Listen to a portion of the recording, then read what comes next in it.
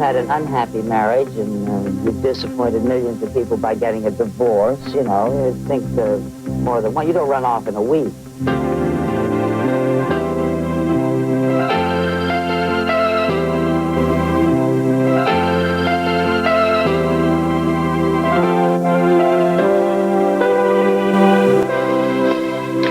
When I spoke with Lucille Ball, I was nervous. She rarely talked about the breakup of her famous marriage to Desi Arnaz, and I wasn't sure how to bring it up.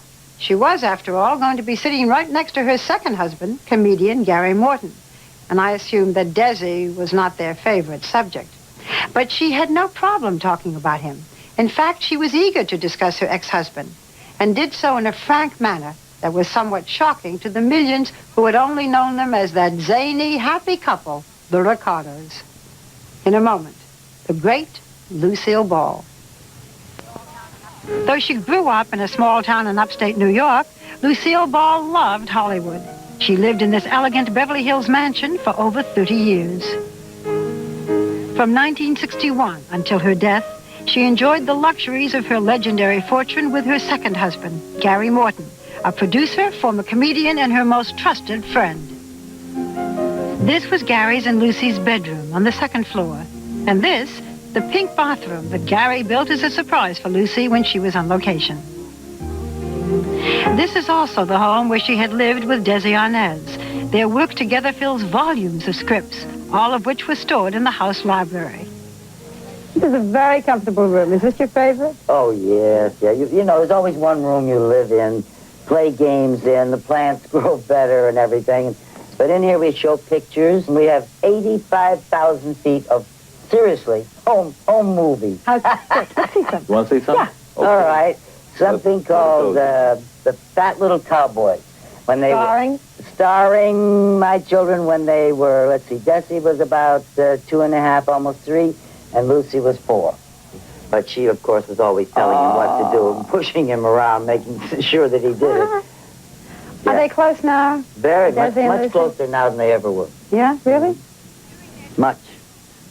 During their 20 years of marriage, Desi Arnaz and Lucille Ball had 2 children. A daughter, Lucy, in 1951, and Desi Jr. came 2 years later. They were the great joy of Lucy's life. She encouraged their interest in show business, and as teenagers, they joined her in a final TV series, Here's Lucy. She often said she was a firm believer in nepotism. Lucy was so good at being funny that people forget she was also a great beauty. In fact, it was her looks that got her in the door, first as a model and then as an actress in B-movies. In 1940, she appeared in a movie with a Cuban singer who would eventually steal her heart. They were married in November of the year, and 10 years later, they approached CBS about doing a sitcom, loosely based on their marriage together. They called it I Love Lucy. Despite strong prejudice against Latin Americans, Desi Arnaz built the empire known as Desilu Studios from the ground up and gained a reputation as one of the smartest businessmen in Hollywood. There has never been a success like Lucy. She was on CBS for 23 consecutive years and won 4 Emmys and countless other awards. By anyone's measure, she was the queen of comedy. On camera, Lucy and Ricky Ricardo exaggerated marital troubles and made us all laugh. The public thought they were the perfect match. Off camera, the marriage fell apart. In 1960, Lucy filed for divorce amidst allegations that Desi drank too much and cheated on her. America was heartbroken. So apparently was Lucy. But they managed to remain friends until his death in 1986. When I sat down with Lucy and Gary, I wasn't sure what to expect. She was 66 at the time, Desi was still alive, and the subject of her first marriage was still painful. I mean, when you and Desi were married, you had everything. We had nothing. He was he had his own band, and he was in a play in New York, and he was a kid. When you were married. But when we were first married. At the success. Then we built up a lot of things. Right. But then even while they were building, they would not believe that he was doing the building. Yeah. And he was doing the successful building of a very well-run empire. I was doing the acting and having the children. I had no part of it. I took that on much later. But I knew what he had suffered, really, and how he did not deserve that. And just because he was Cuban and once a bongo player did not warrant calling him any of those names. And he worked very hard and got a lot of respect for what he did, and they forgot about that. You had the success. The marriage looked perfect. It was everything. And then it fell apart. That was his problem. And I heard you were devastated. I couldn't understand it any more than, for the same reason you're asking the question. It seemed like we had everything. I think people still don't understand it. I don't either. Oh, I think that's past. It's certainly past. I think it's past. But we certainly did have everything and worked very hard to get it, and 2 beautiful children, and what else can you ask for? And I think if Desi were here right now, he would agree that it was... But when we're talking about the marriage, you had said, I didn't make the same marriage mistake twice. This marriage is very different. This man is very different. I'm cute. He's not a loser. I married a loser before. He could win high stakes. He could work very hard. He was brilliant. But he had to lose. This man's sweet. I like getting up in the morning. So was the other man, sweet and generous, overly generous, but he had to lose. He had to fail at everything that he built up. Everything he built, he had to break down. And he still claims he's the same way. And is this marriage itself very different? Yes, very different. We have a home that is lived in. We had many houses before, but we didn't have a home that he was ever in. Who takes care of whom here? Well, I think together we take care of one another. When she's down, I try to get her feeling good. Gary has for a long time. Long time. Tell me what you mean. Well, thank you. Well, he just assumed that role beautifully, and I was grateful for it, and I encouraged it. And in many, many ways, I don't think he's even aware of. He has responsibilities I think he's not even aware of. When I found out the kind of man I had married, it takes time, you're not you sure. Didn't know when you married him? Not for sure. I'd only known him a year, and I sat and thought about it for a year, and I really didn't want to get married again. I had 2 beautiful children, and when you've had an unhappy marriage and you've disappointed millions of people by getting a divorce, you think more than one. You don't run off in a week. Besides, I didn't want to take a man who seemed to be his own man. I didn't want anything to happen to that wonderful feeling that he had, that real wonderful ego, and deflate it in any way. I didn't want anything to happen to that. Did you ever worry, you're a couple of years older, that he'd look at somebody else? Oh, I had that. I've had that. I've been, 35 You've had years. what? No, I mean... Oh, that's why I didn't worry. I'd heard that he'd had... I've been, He'd had quite a life before. That's... I didn't really worry about that. No, I can't say that I did. I didn't at the time. I thought one sign of that and goodbye, whomever. One thing I love about him is that he likes to take his time off. He really appreciates it with his golf. He's a fine golfer and always has been. And he was, I think, quite pleased when he found out that I didn't mind his going up to the club or going to Palm Springs or wherever to play golf at any time that he wanted to. Now, from the very beginning, he always called. Nobody asked him to. He never said, now be sure and call. I want to hear and all this. Never once. And through the years, he just always has. I've always known where he was. He's always known where I was. There have been no games being played. And I was pretty used to a lot of games. And I'm not talking about Scrabble. Do you make each other laugh? Yes. Yeah. You have said that I, Lucille Ball, I don't think funny. I'm not funny. He's funny, but I'm not funny. I don't think funny. I can do funny things that other people write down in detail, tell me how to do them, but I really don't think funny. He does. Well, she'll do what we call Lucyisms, things from a show. Like always says, oh, Lucy, that's crazy. Lucy, look what Lucy's doing. Inadvertently, you mean at home. Yeah, she'll walk into a wall. She'll do little things like that, or she'll decide on dinner and forget the toast, and it's been laying there. It's this big by the time it comes out. You mean I forget the roast? No, and toast. That's what I get. Roast. roast? I get in roast real toast. life. Yeah, in real life. Do you cook? Well, hockey pucks, little things. But she does funny things. One thing I make that you like is chopped chicken liver. Best. All right. I know my mother's watching, but she does make the best. Well, I learned from your mother. Yeah. However, a Lucyism. I was making chopped chicken liver. It takes a couple of hours to make a huge dish. We were expecting some guests. And I was doing fine, and I was right on time, and I tasted it and needed salt. And I already had it in the dish, but it wasn't too late because I hadn't put the egg yolk on the top. So I took a big salt thing, and I went like this, and the top came off. And the entire thing looked like a snowbank. And they're practically driving in the driveway. I just didn't know what to do. So I quickly did the worst thing you could think of. I rinsed it. So then all the salt went right straight through it. You know, it made no sense. So we went out to eat. What's her best quality and what's her worst quality? Her best quality is her warmth, and I love her warmth and her compassion for other people, her consideration of other people, her... What's the worst? I can't think of... I really can't, Bob. I mean, it sounds... I know one. I don't like you to take naps. Oh, yeah, she has a thing about me taking naps. I feel he left me. Yeah, I love to take naps. I don't like anyone who can take a nap. I hear that you're very influenced by Norman Vincent Peale, the positive thinker. The man himself and his thinking. What does it do? What do you live by? What's your philosophy? It's a daily religion. I like it because it works for you every day. You can use it right now, from here to there, every morning. It's I can. If I wish, I can. Lucy, after 25 years of doing the weekly series, you stopped in 1974. Then what was it like? You got up in the morning and you didn't have to run to work.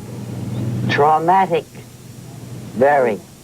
Well, for the first 3 or 4 months, I was in limbo. I was just in shock. I loved getting up and going to work. Were you depressed? I was depressed. I was in such a depression that the doctor said, you've got to take her away. You've got to find something that she wants to do. And there wasn't anything I wanted to do but go back to work. Why'd you leave?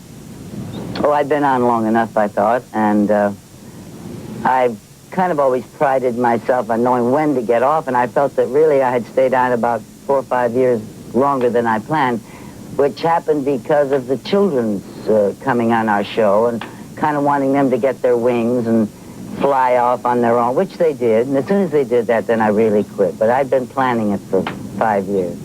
I just felt that I'd outgrown that stage. And also, with the new shows, I began to feel a little old-fashioned. Let me ask about that. Would Lucy today, zany young woman, and really the I Love Lucy, the crazy, zany lady married to the Cuban band leader, could that show work today? I can't.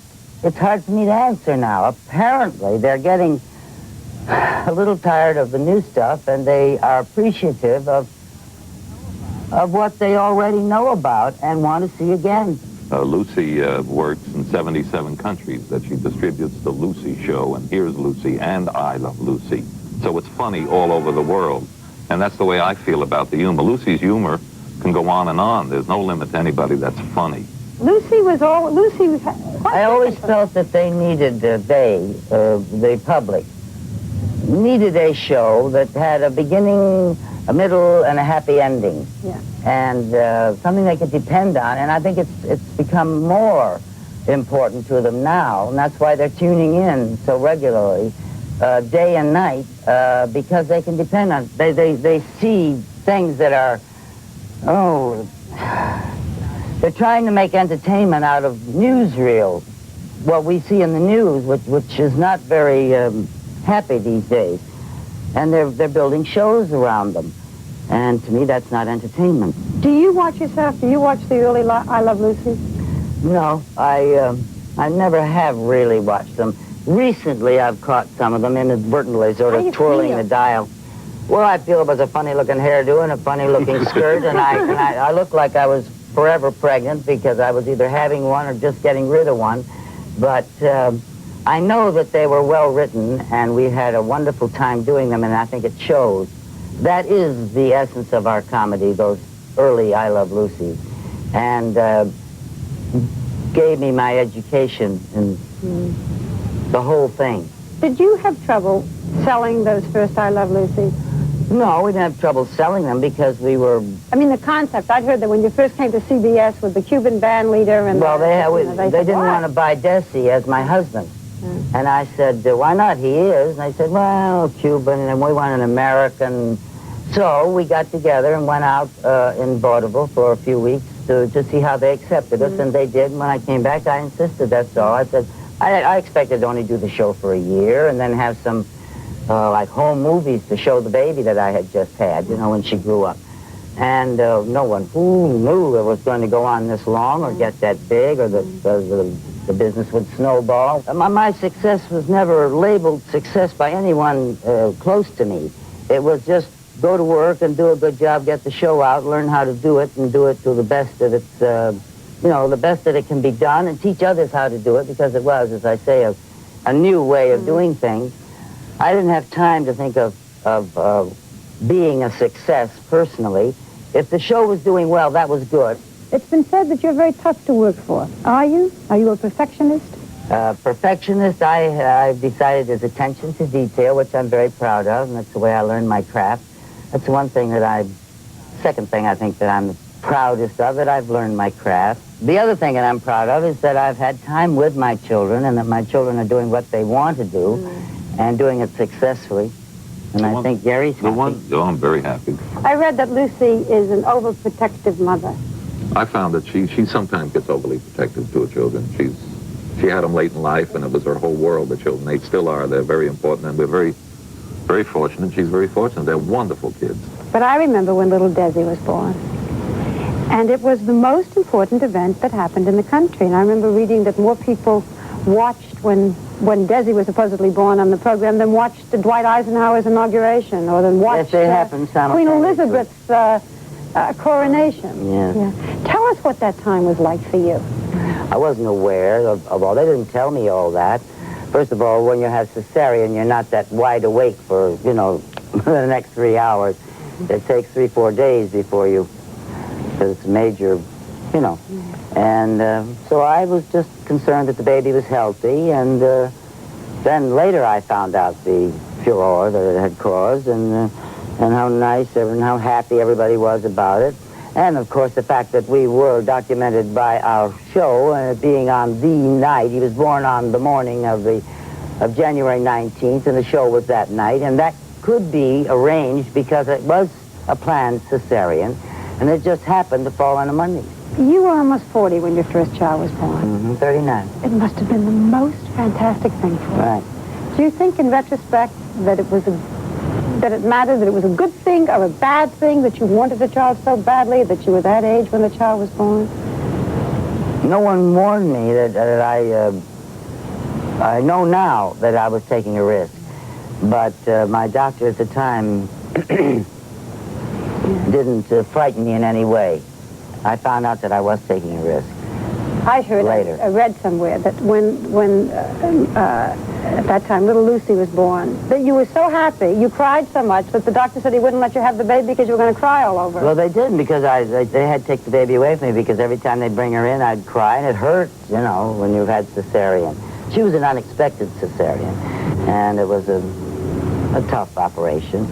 And every time they brought her in, I would cry so that I couldn't hold her.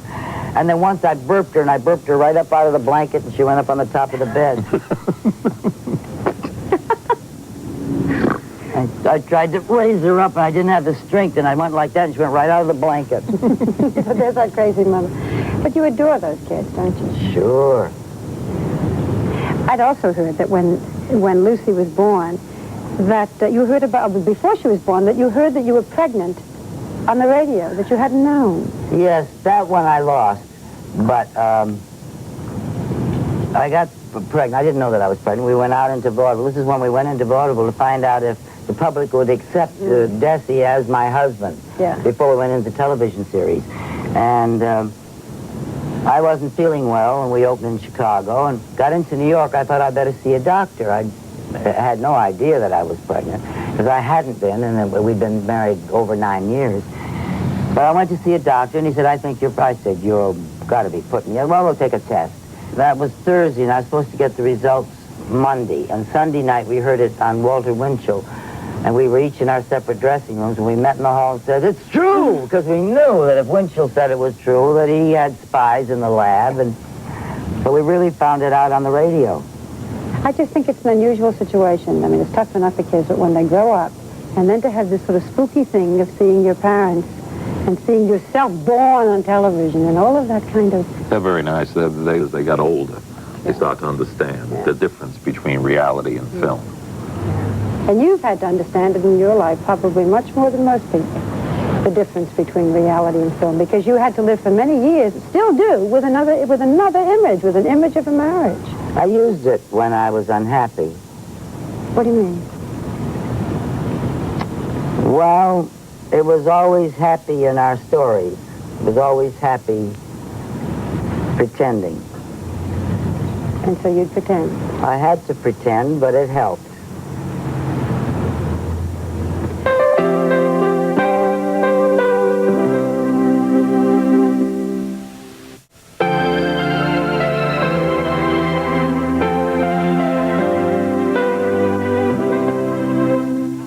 Lucille Ball died after heart surgery in 1989, but her place in Hollywood history had been determined long before her death.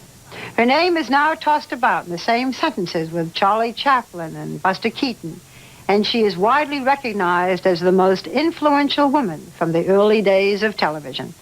That probably means less to her than the fact that she will continue to be watched over and over again by new generations of viewers. Like all great talents, she wears well. Lucy's brand of comedy is timeless.